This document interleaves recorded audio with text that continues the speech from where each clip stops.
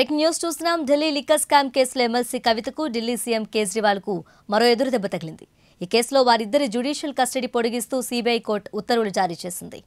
కేజ్రీవాల్కు ఈ నెల 20 వరకు, కవితకు ఈ నెల 14 వరకు కస్టడీ పొడిగిస్తూ ఉత్తర్వులు ఇచ్చింది.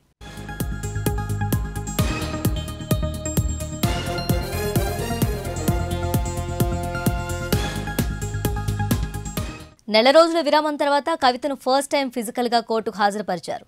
ప్రస్తుత పరిస్థితుల్లో కేసు దర్యాప్తు కీలక దశలో ఉన్నందున ఆమె రిమాండ్ను పొడిగించాలంటూ ఈడీ తరపున న్యాయవాది స్పెషల్ జడ్జిని రిక్వెస్ట్ చేశారు.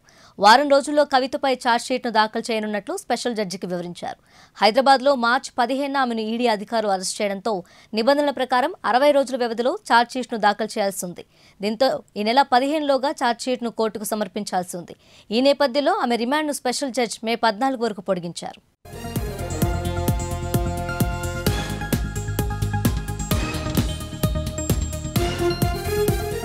జై తెలంగాణ, జై భారత్ నినాదాలు మాత్రమే చేసిన కవిత దర్యాప్తు సంస్థలపై ఎలాంటి కామెంట్లు చేయకుండా సైలెంట్గానే ఉండిపోయారు. కస్టడీలో ఉన్న కవితను 3 కుటుంబ సభ్యులు కలిసేందుకు అనుమతించింది.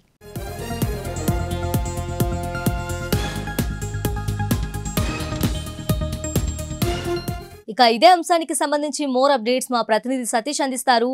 సతీష్, చెప్పండి, కవిత కేజ్రీవాల్ కేసు విచారణకు సంబంధించి ఫుల్ అప్డేట్స్ ఏంటి? ఢిల్లీ లిక్కర్ స్కామ్ కేసులో అరెస్ట్ అయిన ఎమ్మెల్సీ కవిత జ్యుడిషియల్ రిమాండ్ను రౌజ్ అవెన్యూ కోర్టు ఈ నెల 14 వరకు పొడిగించింది. అయితే సిబిఐ, ఈడీ అరెస్ట్ అనంతరం ఆమెకు స్పెషల్ కోర్టు బెయిల్ నిరాకరించడంతో జ్యుడిషియల్ రిమాండ్ అనేది అనివార్యమైంది. ఇక ప్రస్తుత పరిస్థితుల్లో కేసు దర్యాప్తు కీలక దశలో ఉన్నందున ఆమె రిమాండ్ను పొడిగించాలంటూ ఈడీ తరఫున న్యాయవాది స్పెషల్ జడ్జి కావేరి బవేచాను రిక్వెస్ట్ చేశారు. ఇక వారం రోజుల్లో ఆమెపై ఛార్జ్ షీట్ను దాఖలు చేయనున్నట్లుగా కూడా స్పెషల్ జడ్జికి వివరించారు. హైదరాబాద్లో మార్చి 15న ఆమె నివాసంలో ఆమెను ఈడీ అధికారులు అరెస్ట్ చేయడంతో నిబంధనల ప్రకారం 60 రోజుల వ్యవధిలో ఛార్జ్ షీట్ను దాఖలు చేయాల్సి ఉన్నది. ఆ ప్రకారం ఈ నెల 15లోగా ఛార్జ్ షీట్ను కోర్టుకు సమర్పించాల్సి ఉన్నది. ఈ కారణంగా ఆమె రిమాండ్ను స్పెషల్ జడ్జి మే 14 వరకు పొడిగించినట్లుగా తెలుస్తుంది. ఇక నెల రోజుల విరామం తర్వాత ఆమెను ఫస్ట్ టైం ఫిజికల్గా కోర్టుకు హాజరుపరిచారు పోలీసులు. ఇక జై తెలంగాణ, జై భారత్ నినాదాలు మాత్రమే చేసిన కవిత దర్యాప్తు సంస్థలపై ఎలాంటి కామెంట్లు చేయకుండా సైలెంట్గానే ఉండిపోయారు. ఇక మరోవైపు ఇదే కేసులో అరెస్ట్ అయినటువంటి ఢిల్లీ సీఎం అరవింద్ కేజ్రీవాల్ జ్యుడిషియల్ రిమాండ్ను ఈ నెల 20 వరకు పొడిగించారు.